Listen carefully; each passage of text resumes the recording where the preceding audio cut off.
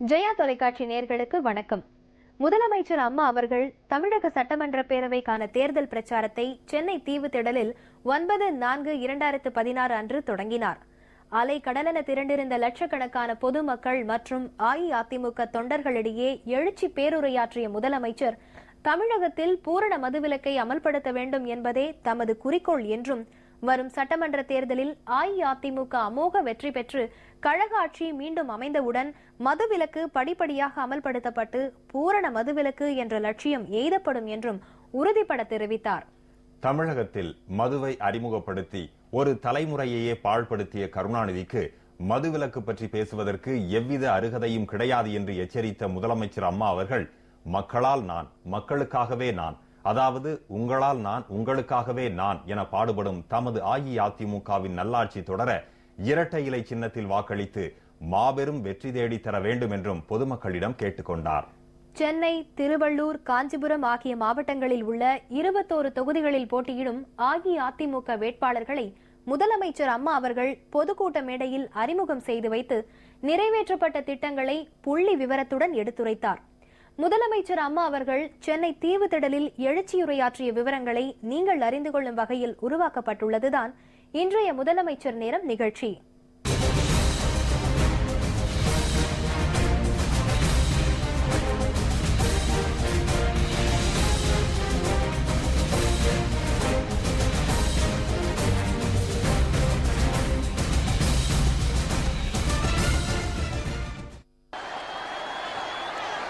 வணக்கத்திற்குரிய பெரியோர்களே, என்னை வாழ வைக்கும் தெய்வங்களாகிய தாய்மார்களே, இதயதெய்வம் புரட்சி தலைவர் எம்ஜிஆரின் ரத்தத்தின் ரத்தமான என் உயிரினும் மேலான எனது அருமை உடன்பிறப்புகளே, எனது அருமை வாக்காளர் பெருமக்களே, உங்கள் அனைவருக்கும் எனது அன்பு கலந்த வணக்கத்தை முதற்கண் தெரிவித்துக் கொள்கிறேன்.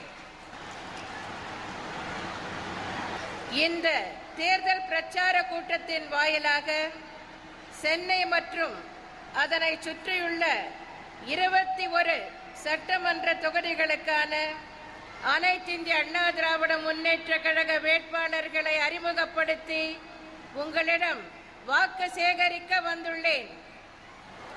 எனது உரை இந்த 21 சட்டமன்ற தொகுதிகளில் பிரச்சார வாகனங்கள் மூலம் நேரடியாக ஒளிபரப்பப்படுகிறது.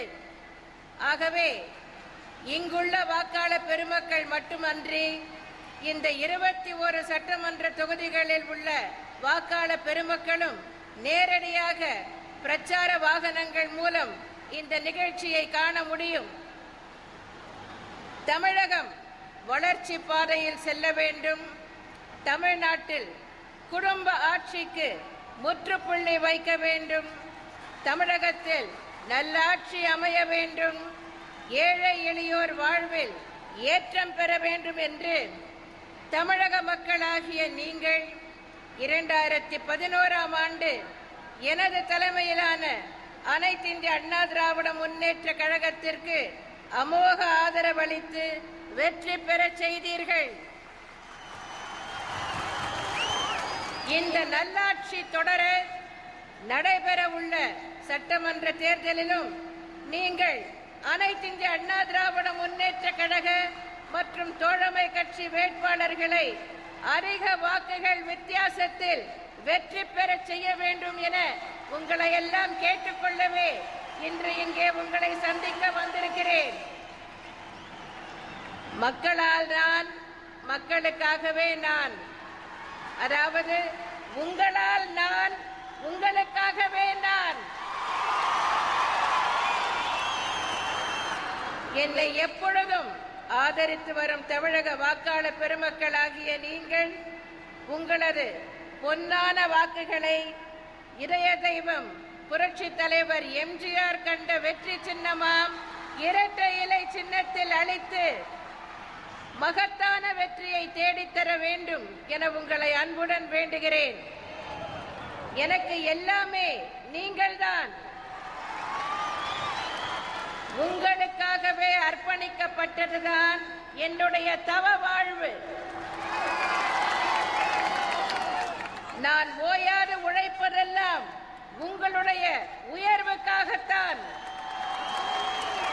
உங்கள் மகிழ்ச்சியே எனது லட்சியம்.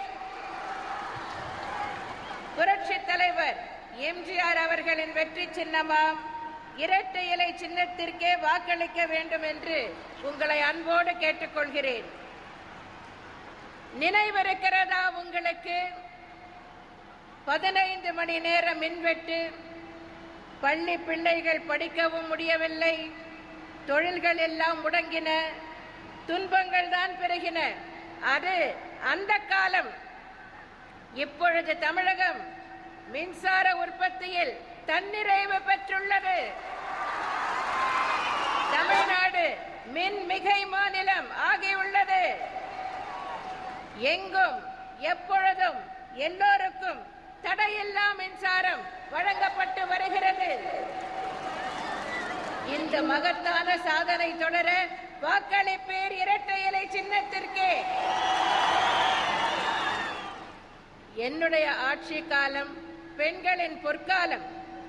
உள்ளாட்சி பதவிகளில் பெண்களுக்கு 50 விழுக்காடு இடஒதுக்கீடு, ஏழை பெண்களின் திருமணத்திற்கு தாலிக்கு தங்கத்துடன் 50,000 ரூபாய் வரை ரொக்கம் உதவி, கைவிடப்பட்ட கிராமப்புற பெண்களின் பொருளாதார மேம்பாட்டிற்கு விலையில்லா கறவை பசுக்கள் மற்றும் வெள்ளாடுகள், பெண்களின் பணிச்சுமை குறைய வீட்டுக்கு வீடு விலையில்லா மிக்சி, கிரைண்டர், மின்விசிறி. இந்த மகத்தான சாதனைகள் தொடர வாக்களிப்பீர் இரட்டை இலை சின்னத்திற்கே.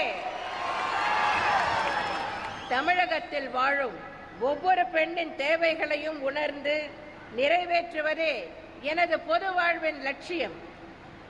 கருவுற்ற நாள் முதல் பிரசவித்து வீடு திரும்பும் நாள் வரை வெவ்வேறு வகையான நிதி மற்றும் மருத்துவ உதவிகள், பிறந்த குழந்தையை பேண அம்மா குழந்தை நல பரிசு பெட்டகம், பொது இடங்களில் பாலூட்டும் தாய்மார்களுக்கு பாதுகாப்பான தனி அறைகள், கணவனை இழந்தோர், ஆதரவற்றோர், திருமணம் ஆகாத ஏழை பெண்கள் போன்ற நலிந்த பிரிவினருக்கு மாதாந்திர ஓய்வூதியம் என்று தமிழக பெண்களுக்கு ஊன்றுகோலாய் இருப்பது உங்கள் அன்பு சகோதரியின் அரசு.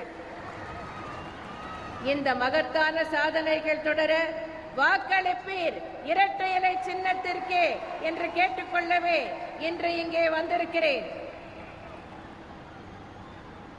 என் அன்பார்ந்த வாக்காளர் பெருமக்களே, 2011ஆம் ஆண்டு நடைபெற்ற சட்டமன்ற பொதுத் தேர்தலின் போது தமிழகத்தை ஒருங்கிணைந்த வளர்ச்சி பாதையில் நடைபோட வைக்கவும், தமிழர்களின் மொழி, இன, கலாச்சார உணர்வுகளை மீட்டெடுத்து எதற்கும் கையேந்தும் ஏழ்மை நிலையை மாற்றி எதிர்கால தமிழ் இளைஞர்கள், இளம் பெண்கள் தலை நிமிர்ந்து சொந்த காலில் நிற்பதற்கான வழியை உருவாக்கிடவும் கல்வி, மருத்துவம், விவசாயம், நதிநீர், அடிப்படை கட்டமைப்பு, வீடு, மின்சாரம் மற்றும் தொழில்துறைகளுக்கு மிகவும் முக்கியத்துவம் கொடுத்து தமிழகத்தை தலை நிமிரச் செய்வதுதான் அனைத்து இந்திய அண்ணா திராவிட முன்னேற்ற கழகத்தின் லட்சியம் என பிரகடனம் செய்து இவற்றை நிறைவேற்ற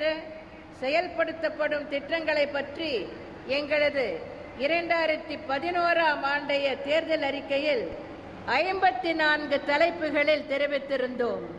அவைகள் அனைத்தும் நிறைவேற்றப்பட்டுள்ளன. நிறைவேற்றப்பட்ட வாக்குறுதிகளில் ஒரு சிலவற்றை இங்கே குறிப்பிட விரும்புகிறேன்.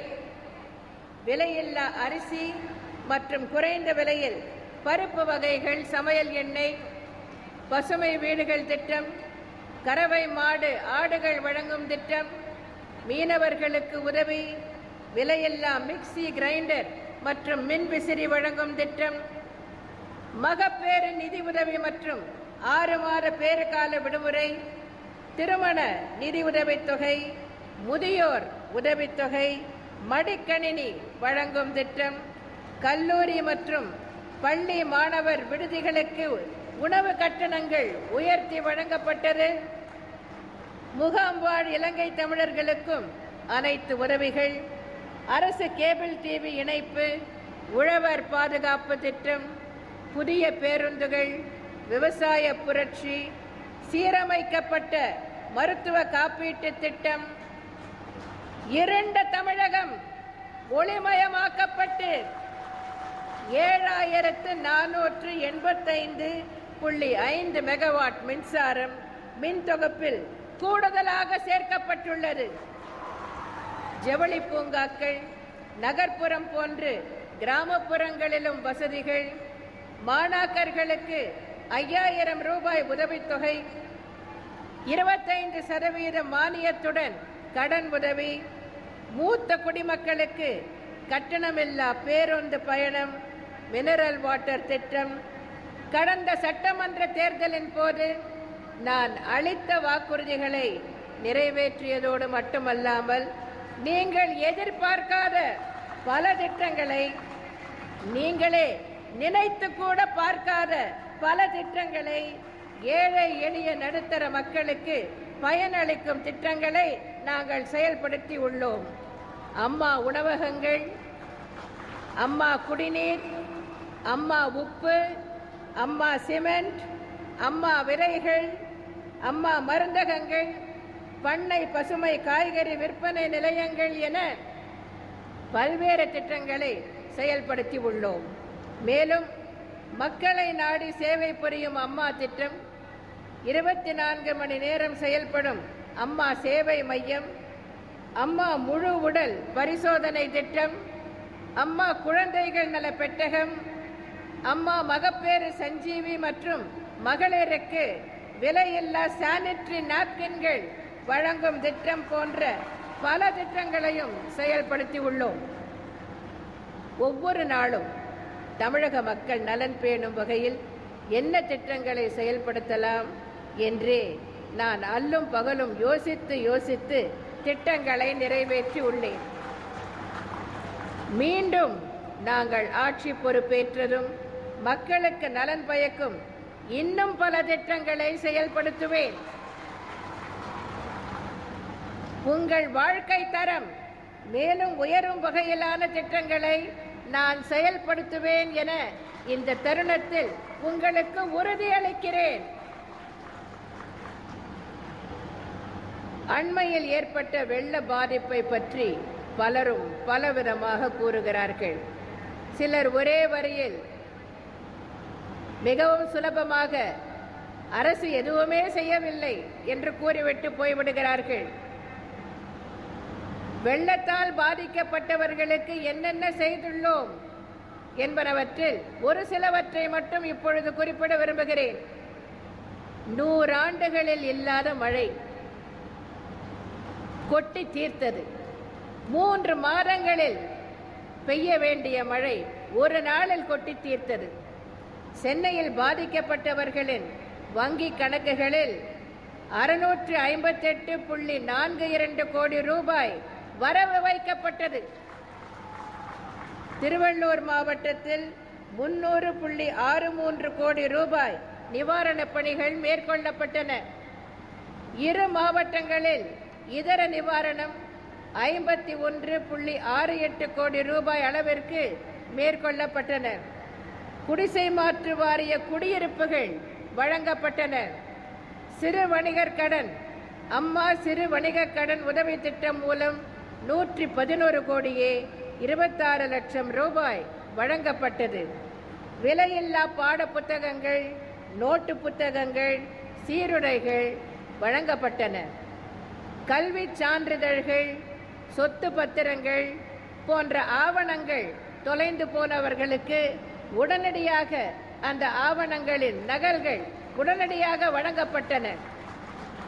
தொற்று நோய் எதுவும் ஏற்படவில்லை. அதுவே மிகப்பெரிய சாதனை. இதை நான் மட்டும் சொல்லவில்லை. இந்த வெள்ள பாதிப்புகளை ஆராய வந்த மத்திய குழுவினர் மத்திய அரசுக்கு சமர்ப்பித்த அறிக்கையில் இதை குறிப்பிட்டிருக்கிறார்கள். 2 சக்கர வாகனங்கள் பழுது பார்க்க சிறப்பு முகாம்கள் நடத்தப்பட்டன. விளம்பர இடைவேளைக்கு பிறகு முதலமைச்சர் நேரம் நிகழ்ச்சி தொடரும்.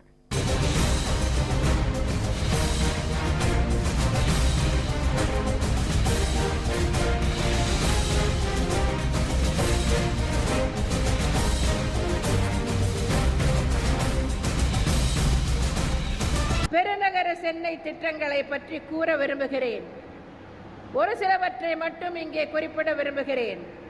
குடிநீர் திட்டங்கள், புதிய வீராணம், கடல் நீரை குடிநீராக்கும் திட்டங்கள், மருத்துவ வசதிகள், பல்நோக்கு உயர் சிறப்பு மருத்துவமனை, ராயப்பேட்டை மருத்துவமனை, பொது மருத்துவமனை, ஸ்டான்லி மருத்துவமனை, ராயபுரம் RSRM மருத்துவமனை, கீழ்ப்பாக்கம் மருத்துவமனை, எழும்பூர் குழந்தைகள் நல மருத்துவமனை, எழும்பூர் அரசினர் மகளிர் சிறார் நல மருத்துவமனை, அடையாறு புற்றுநோய் நிலையம் ஆகியவற்றில் மேம்பாட்டு பணிகள் பல கோடி ரூபாய் செலவில் மேற்கொள்ளப்பட்டன.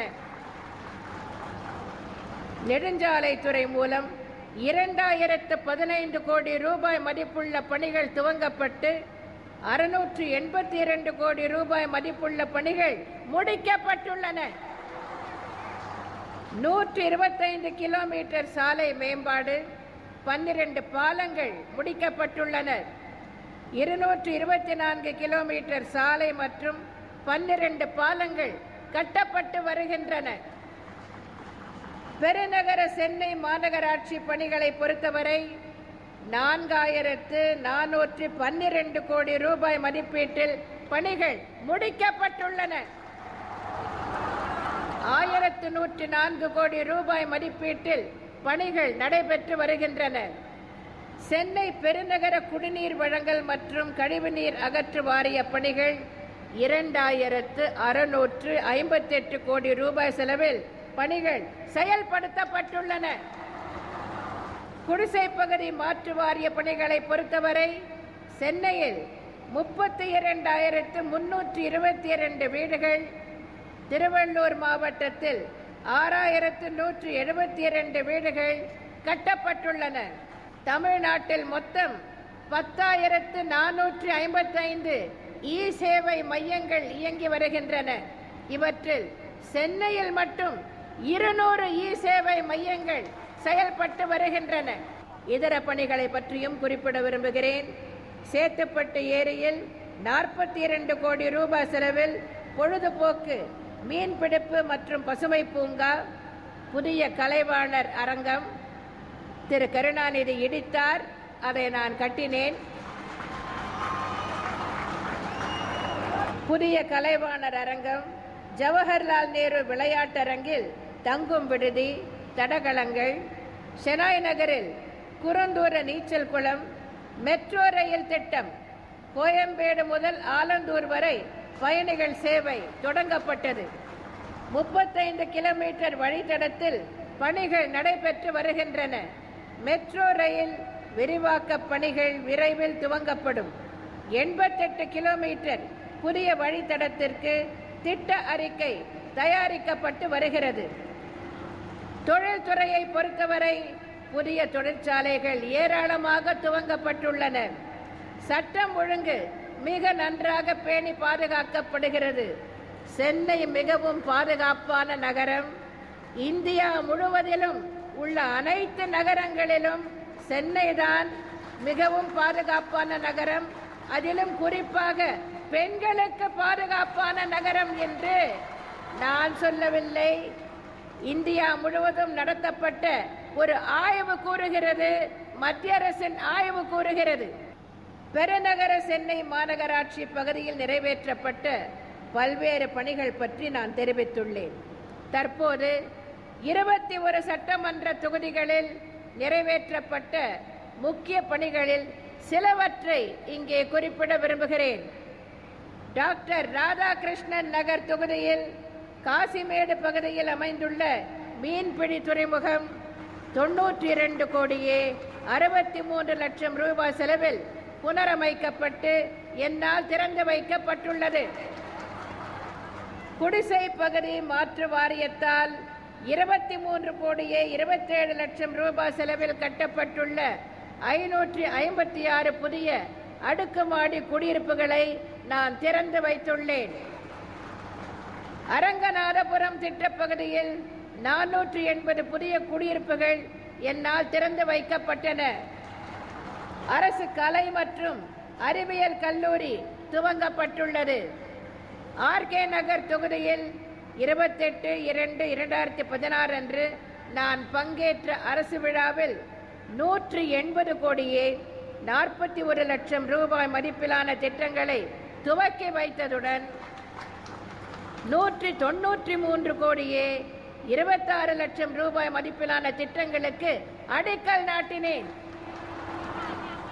பெரம்பூர் தொகுதியில் பெருநகர சென்னை மாநகராட்சி, சென்னை பெருநகர குடிநீர் மற்றும் கழிவுநீர் அகற்றல் வாரியம், தமிழ்நாடு மின்சார வாரியம் மற்றும் நெடுஞ்சாலைத்துறை மூலம் தார் சாலைகள், சிமெண்ட் சாலைகள், பூங்கா, நடைபாதை, விளையாட்டு திடல், கட்டடங்கள், மழைநீர் வடிகால்கள், தெருமின் விளக்குகள், குடிநீர் திட்டப் பணிகள், கழிவுநீர் ஏற்று நிலையப் பணிகள், பாலங்கள், தானியங்கி நடைமேம்பாலங்கள், துணை மின் நிலையங்கள், மின் மாற்றிகள், மின் கடத்திகள் அமைத்தல் ஆகிய பணிகள் 280 கோடியே 78 லட்சம் ரூபாய் செலவில் மேற்கொள்ளப்பட்டு உள்ளன. கொளத்தூர் தொகுதியில் இதே போன்று 327 கோடியே 20 லட்சம் ரூபாய் செலவில் பணிகள் மேற்கொள்ளப்பட்டுள்ளன. வில்லிவாக்கம் தொகுதியில் 207 கோடியே 81 லட்சம் ரூபாய் செலவில் பணிகள் மேற்கொள்ளப்பட்டுள்ளன. திருவிக நகர் தொகுதியில் 161 கோடியே 95 லட்சம் ரூபாய் செலவில் பணிகள் மேற்கொள்ளப்பட்டு உள்ளன. எழும்பூர் தொகுதியில் 398 கோடியே 98 லட்சம் ரூபாய் செலவில் பணிகள் மேற்கொள்ளப்பட்டுள்ளன. ராயபுரம் தொகுதியில் 209 கோடியே 46 லட்சம் ரூபாய் செலவில் பணிகள் மேற்கொள்ளப்பட்டுள்ளன.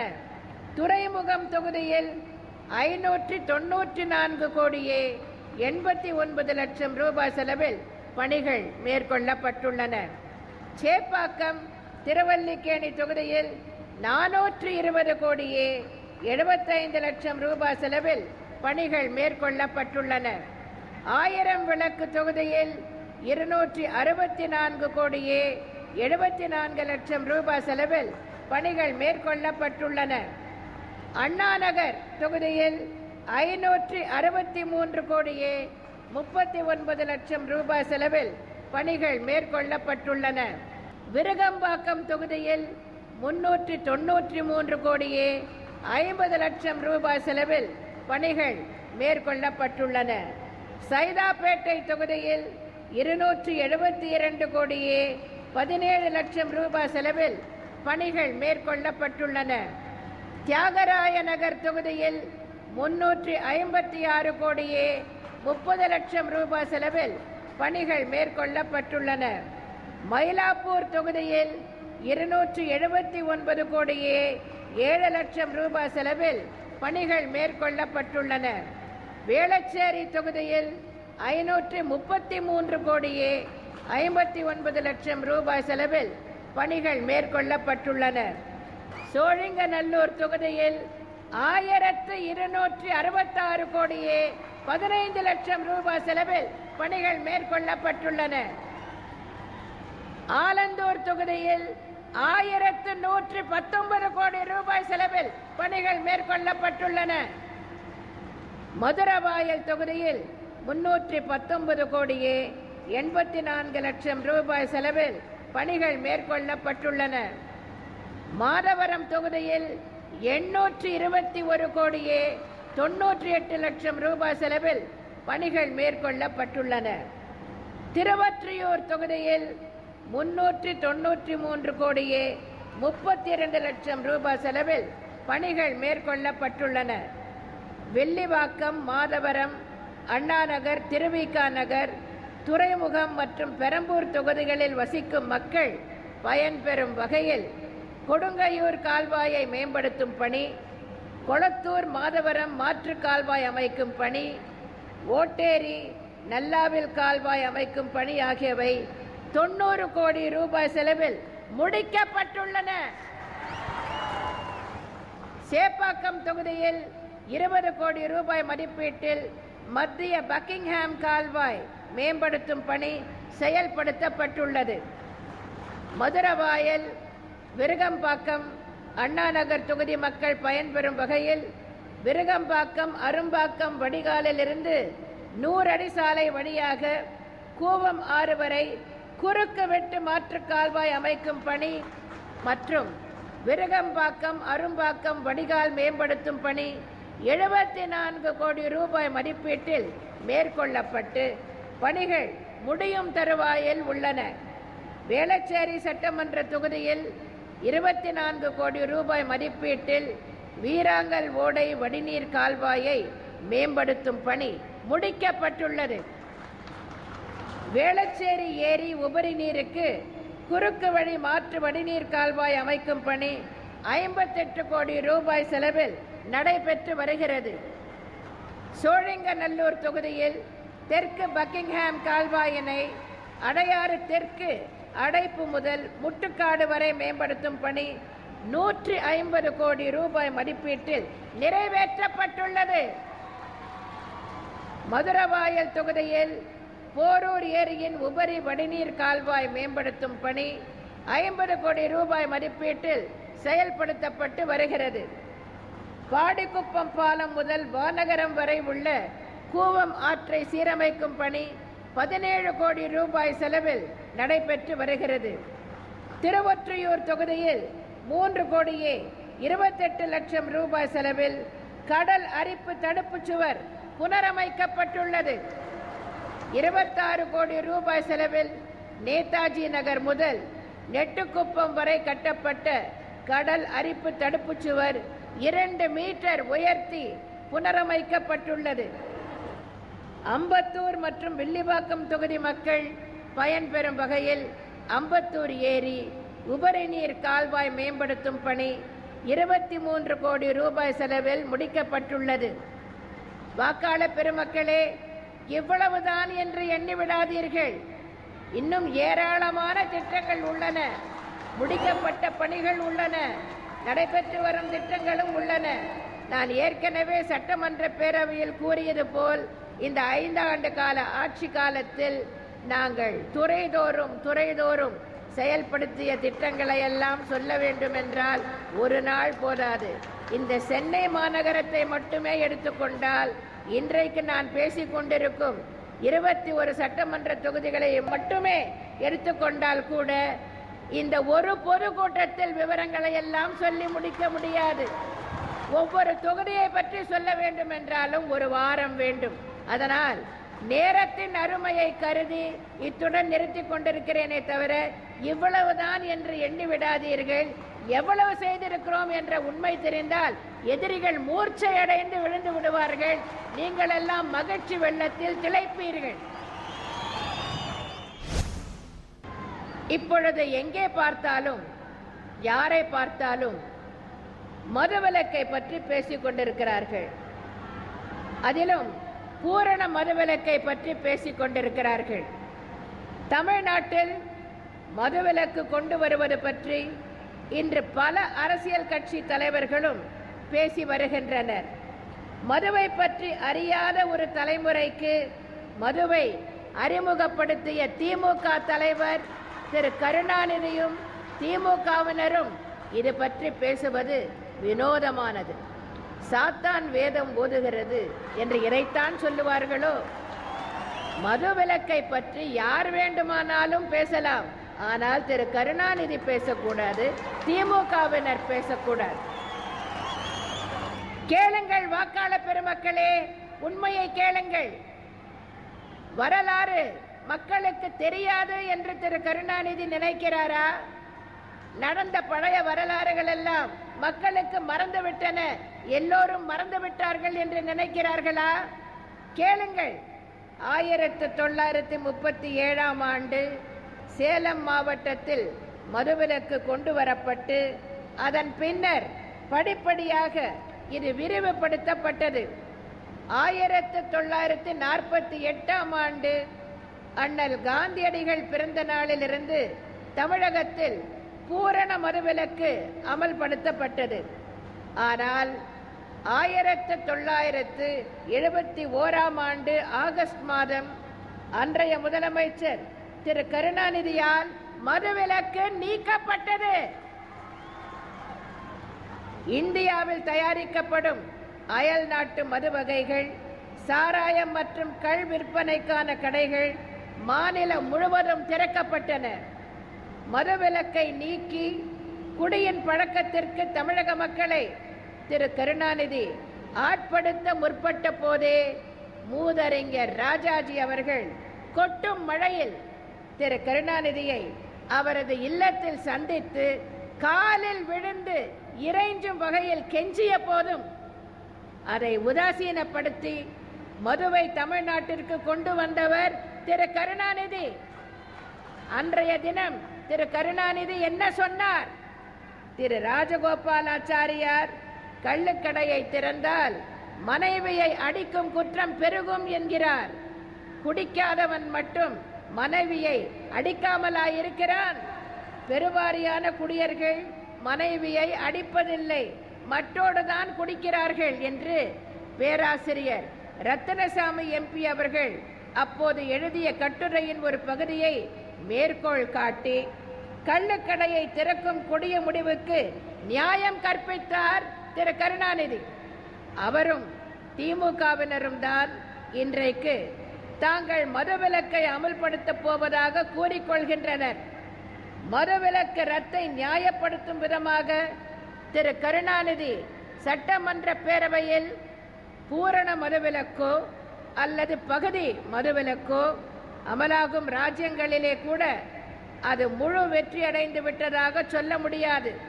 உதாரணமாக பூரண மதுவிலக்கு நடைமுறையில் இருக்கும் தமிழகத்தில் மது இறக்குவதும் விற்பதும் சட்டப்படி தடைப்படுத்தப்பட்ட காரியங்கள். ஆனாலும் ஆங்காங்கே பரவலான குடிசை தொழிலாக அது அமோகமாக நடைபெற்று வருவதை சட்டம் கண்களை மூடி வேடிக்கை பார்த்து கொண்டிருப்பது அனைவரும் அறிந்த விஷயம் என்று 1971ஆம் ஆண்டு ஜூன் மாதம் சட்டமன்றத்தில் பேசியுள்ளார் திரு கருணாநிதி. இப்படிப்பட்ட திரு கருணாநிதி தான் இன்றைக்கு மதுவிலக்கை பற்றி பேசி வாக்குகள் பெற இயலுமா என்று முயற்சிக்கிறார். மதுவிலக்கிற்கு எதிராக பல்வேறு சந்தர்ப்பங்களில் திரு கருணாநிதி பேசியதோடு மட்டுமல்லாமல் அவரது நடவடிக்கைகளும் அவ்வாறுதான் இருந்துள்ளன. 2007ஆம் ஆண்டு தமிழ்நாடு சட்டப்பேரவையில் கள்ளச்சாராயத்தை ஒழிக்க வேண்டும் என பல்வேறு கட்சிகளைச் சேர்ந்தவர்கள் பேசிய போது திரு கருணாநிதி, நான் அவர்களுக்கெல்லாம் சொல்வது கள்ளச்சாராயம் என்பது ஒழிக்க முடியாத ஒன்று என்பதுதான். அறவே கள்ளச்சாராயத்தை ஒழிக்க முடியாததற்கு காரணம் மதுவிலக்கு திட்டத்தில் நாம் மற்ற நாடுகளோடு போட்டி போடுவதென்றால் அவர்களை விட இன்னும் நல்ல சரக்குகளை இங்கே உற்பத்தி செய்ய வேண்டும் என்பதிலேதான் வெற்றி பெற முடியுமே தவிர வேறு வழியிலே வெற்றி பெற முடியாது என்பதற்கு இன்றைய உலக நிலை, உலக பண்பாடு, உலக கலாச்சாரம் சாட்சியாக இருக்கின்றது என்று சட்டமன்றத்தில் பேசினார் திரு கருணாநிதி. மதுவிலக்கு குறித்து இதுதான் திரு கருணாநிதியின் உண்மையான கருத்து. மதுவிலக்கை பொறுத்தவரை எனது நெஞ்சார்ந்த குறிக்கோள் பூரண மதுவிலக்கு கொண்டு வர வேண்டும் என்பதுதான். 1971ஆம் ஆண்டு மதுவிலக்கு நீக்கப்பட்ட பின் மதுவிலக்கு கொள்கை பல்வேறு மாற்றங்களை அடைந்தது. 1990ஆம் ஆண்டு அன்றைய திமுக அரசால் நாட்டு மதுவை தயாரித்தல் மற்றும் விற்பனை செய்தல் கொண்டு வரப்பட்டது. ஆனால் 1991ஆம் ஆண்டு நான் ஆட்சி பொறுப்பேற்றவுடன் தமிழக மக்களுக்கு, அதிலும் குறிப்பாக தாய்மார்களுக்கு கொடுத்த வாக்குறுதியை நிறைவேற்றும் வகையில் நான் கையெழுத்திட்ட முதல் கோப்பே இந்த மலிவு விலை மதுவை ஒழிக்கின்ற கோப்புதான். அன்றைக்கு 400 கோடி ரூபாய் இழப்பை ஏற்றுக்கொண்டு இந்த முடிவை நான் எடுத்தேன். மதுவிலக்கு பற்றி தீவிரமாக ஆராய்ந்துதான் முடிவெடுக்க முடியும் என்பதால் இது பற்றி நான் இதுவரை பேசாமல் இருந்தேன்.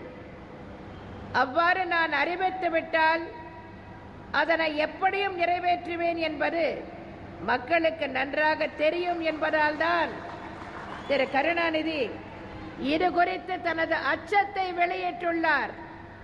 உண்மையிலேயே மதுவிலக்கின் மேல் அவருக்கு ஆர்வம் இருக்குமேயானால் அனைத்திந்திய அண்ணா திராவிட முன்னேற்ற கழகம் தனது தேர்தல் அறிக்கையில் மதுவிலக்கு கொண்டு வரப்படும் என்று தெரிவித்தால் அதை நம்ப இயலாது என ஏன் கூறுகிறார்? தேர்தல் தேதி அறிவிக்கப்பட்டு தேர்தல் நடத்தை விதிகள் நடைமுறைக்கு வந்த பின்னர் மதுவிலக்கை கொண்டு வர வற்புறுத்தி சேலத்தில் திமுகவினர் ஏன் ஆர்ப்பாட்டம் நடத்த வேண்டும்? திமுக தலைவர் திரு கருணாநிதிக்கு திமுக இந்த தேர்தலில் ஜெயிக்கப் போவதில்லை என்பது நன்றாக தெரியும்.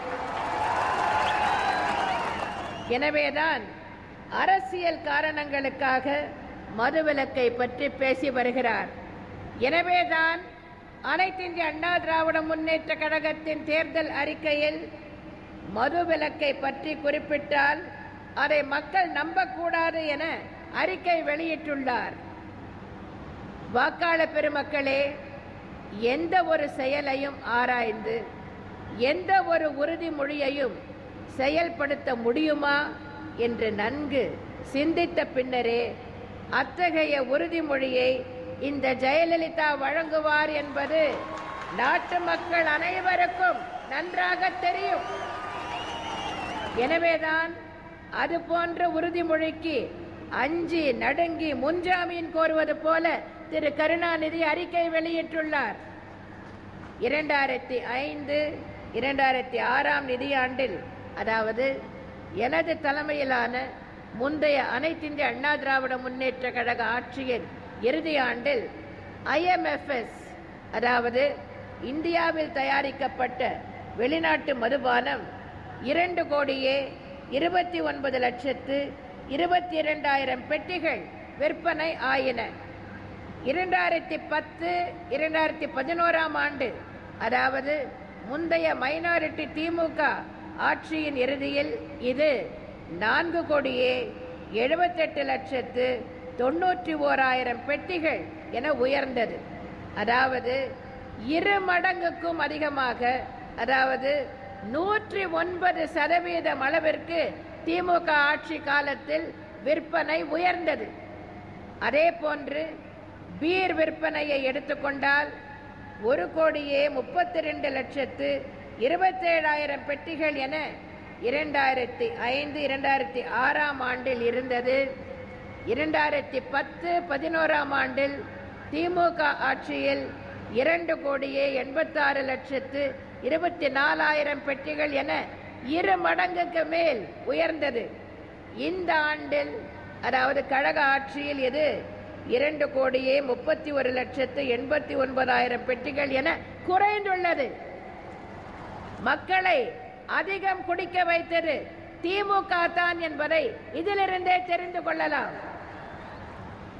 பூரண மதுவிலக்கு கொண்டு வரப்பட வேண்டும் என்பதுதான் எப்பொழுதும் நான் கொண்டுள்ள கொள்கையாகும். ஆனால் பூரண மதுவிலக்கை ஒரே கையெழுத்தில் கொண்டு வருவது என்பது இயலாது. இது படிப்படியாகத்தான் கொண்டு வர முடியும். 1971 ஆண்டில் திமுகவால் மது அறிமுகப்படுத்தப்பட்டு ஒரு தலைமுறைக்கும் மேலாக இது தமிழ்நாட்டில் உள்ளது. எனவேதான் இதை ஒரே நாளில் ஒழிக்க இயலாது. எனது தலைமையிலான அனைத்திந்திய அண்ணா திராவிட முன்னேற்ற கழகம் எதிர்வரும் சட்டமன்ற தேர்தலில் வெற்றி பெற்று மீண்டும் ஆட்சி அமைத்தவுடன் மதுவிலக்கு படிப்படியாக அமல்படுத்தப்பட்டு பூரண மதுவிலக்கு என்ற நிலை எய்தப்படும். முதலில் சில்லறை மதுபான கடைகள் திறந்திருக்கும் நேரம் குறைக்கப்படும். கடைகளின் எண்ணிக்கை குறைக்கப்படும். பின்னர் சில்லறை மதுபான கடைகளுடன் இணைந்த பார்கள் மூடப்படும். குடிப்பழக்கத்திற்கு உள்ளாகி உள்ளோரை மீட்பதற்கான மீட்பு நிலையங்கள் ஏற்படுத்தப்படும். இவை அனைத்தும் செயல்படுத்தப்பட்டு படிப்படியாக பூரண மதுவிலக்கு என்னும் லட்சியத்தை நாம் அடைவோம். மக்களால் நான், மக்களுக்காகவே நான் என்ற தாரக மந்திரத்தை கடைபிடித்தே நான் பணியாற்றி வருகிறேன். உண்மை எப்படி நம்பிக்கையை கொடுக்கிறதோ, உழைப்பு எப்படி வசதியை கொடுக்கிறதோ, திறமை எப்படி வெற்றியை கொடுக்கிறதோ, அதுபோல எனது ஆட்சி உங்களுக்கு வசந்தத்தை கொடுத்திருக்கிறது. இந்த வசந்தம் தொடர்ந்திட, ஏழைகள் தொடர்ந்து ஏற்றம் பெற, தமிழகம் அமைதி பூங்காவாய் தொடர்ந்திட, மின்வெட்டே இல்லை என்ற நிலை நிலைத்திட, பொருளாதாரம் அபரிமிதமான வளர்ச்சி அடைந்திட, தொழில்கள் தொடர்ந்து வளர்ச்சி அடைய, தொழிலாளர் நலன் பெருக, விவசாயம் விருத்தி அடைய, சேவைத்துறை மேலும் செழித்திட, தமிழகம் தொடர்ந்து முன்னேற்ற பாதையில் சென்றிட, தமிழகத்தின் உரிமைகள் தொடர்ந்து நிலைநாட்டப்பட, தற்போதுள்ள நலத்திட்டங்கள் நீடித்திட, அமைதி, வளம், வளர்ச்சி என்ற பாதையில் தமிழகம் தொடர்ந்து பீடு நடை போட, வருகின்ற 16/5/2016 அன்று நடைபெற உள்ள சட்டமன்ற தேர்தலில் டாக்டர் ராதாகிருஷ்ணன் நகர் தொகுதி வேட்பாளராகிய எனக்கும், பெரம்பூர் தொகுதி வேட்பாளர் திரு பி. வெற்றிவேல் அவர்களுக்கும், கொளத்தூர் தொகுதி வேட்பாளர் திரு JCD பிரபாகர் அவர்களுக்கும், வில்லிவாக்கம் தொகுதி வேட்பாளர் திரு தாடிமா ராசு அவர்களுக்கும், திருவிக நகர் தொகுதி வேட்பாளர் திரு வா. நீலகண்டன் அவர்களுக்கும், எழும்பூர் தொகுதி வேட்பாளர் திரு பரதி இளம்வழுதி அவர்களுக்கும், ராயபுரம் தொகுதி வேட்பாளர் திரு டி. ஜெயக்குமார் அவர்களுக்கும், துறைமுகம் தொகுதி வேட்பாளர் திரு KS சீனிவாசன் அவர்களுக்கும், சேப்பாக்கம் திருவல்லிக்கேணி தொகுதி வேட்பாளர் திருமதி ஏ.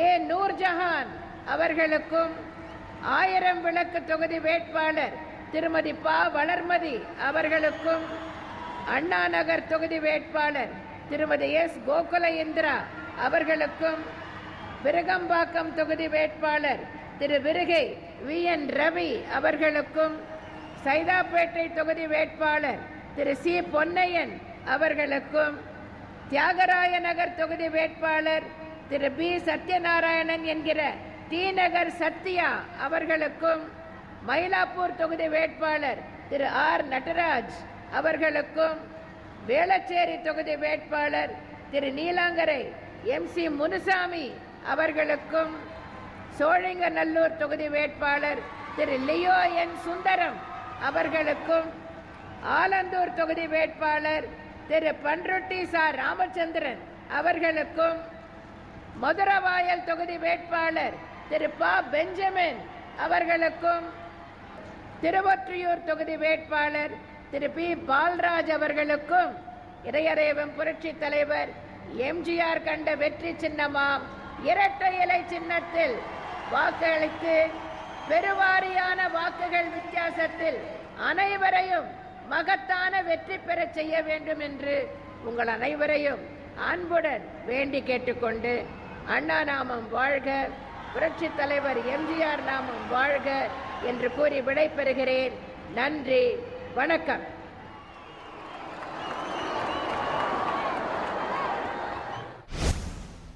பொன்மன தலைவியின் பொற்கால திட்டங்களை விவரிக்கவும், புரட்சி தலைவியின் புதுமை திட்டங்களை எடுத்துரைக்கவும், வள்ளல்களுக்கெல்லாம் வள்ளலாக விளங்கும் தர்ம தலைவியின் தன்னிகரற்ற திட்டங்களை விரிவாக விளக்கவும், விண்ணும் மண்ணும் போற்றும் முதலமைச்சர் அம்மா அவர்களின் வியத்தகு திட்டங்களை விளம்பவும் பல்லாயிரம் மணித்துளிகள் பல்லாண்டுகளுக்கு தேவை என்பதால் முதலமைச்சர் அம்மா அவர்கள் சென்னை தீவுத்திடலில் வேட்பாளர்களை அறிமுகம் செய்து வைத்து ஆற்றிய பேருரையினை இன்றைய முதலமைச்சர் நேரம் நிகழ்ச்சியில் விரிவாக பார்த்தோம்.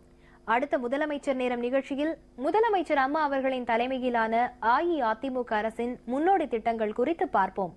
நன்றி, வணக்கம்.